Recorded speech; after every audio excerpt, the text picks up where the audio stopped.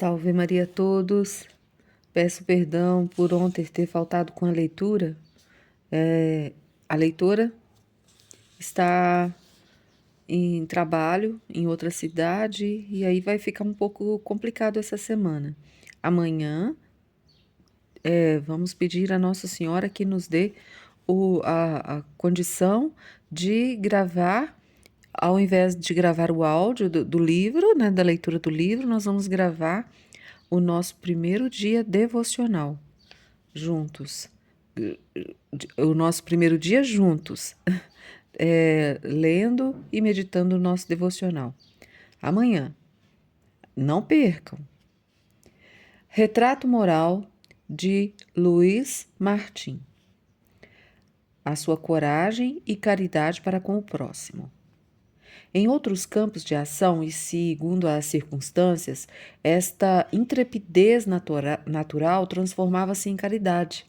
Em Alençon, presenciei muitos fatos em que minha mãe partilhava com papai a honra e o mérito das boas obras. Lembro-me de um miserável que fora encontrado extenuado numa estrada.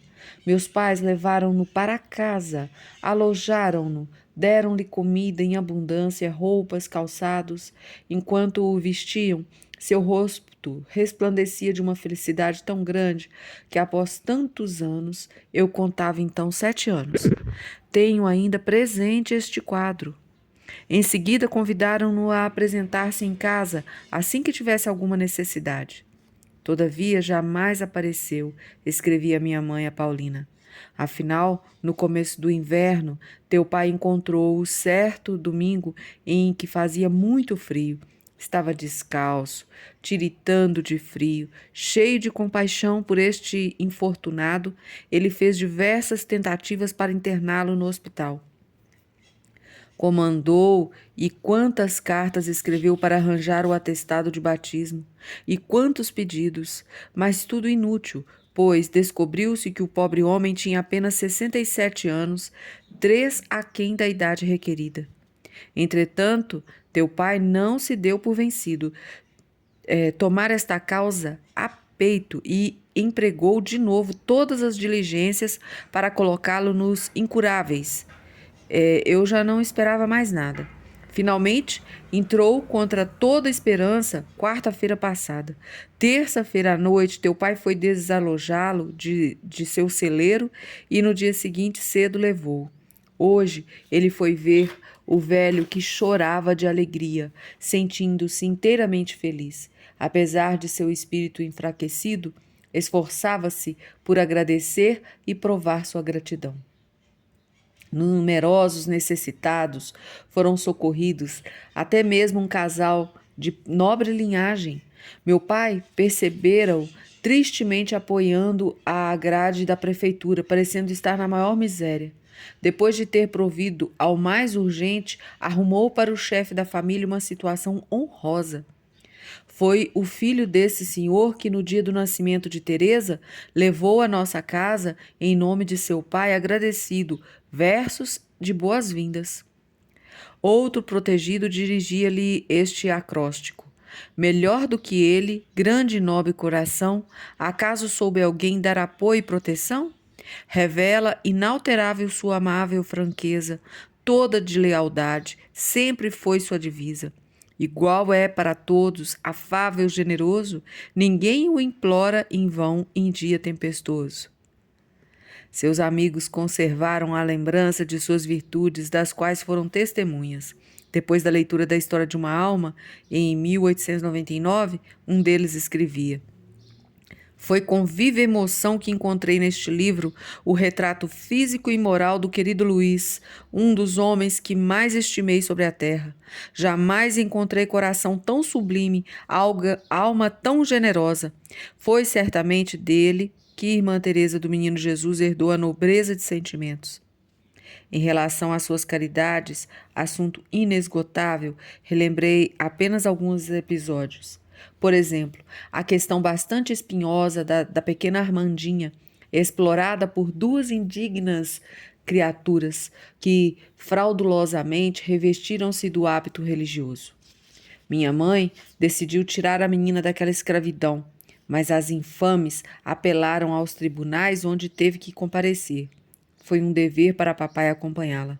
Em suas cartas, ela conta toda esta história com alguns detalhes e sente-se também com certa emoção.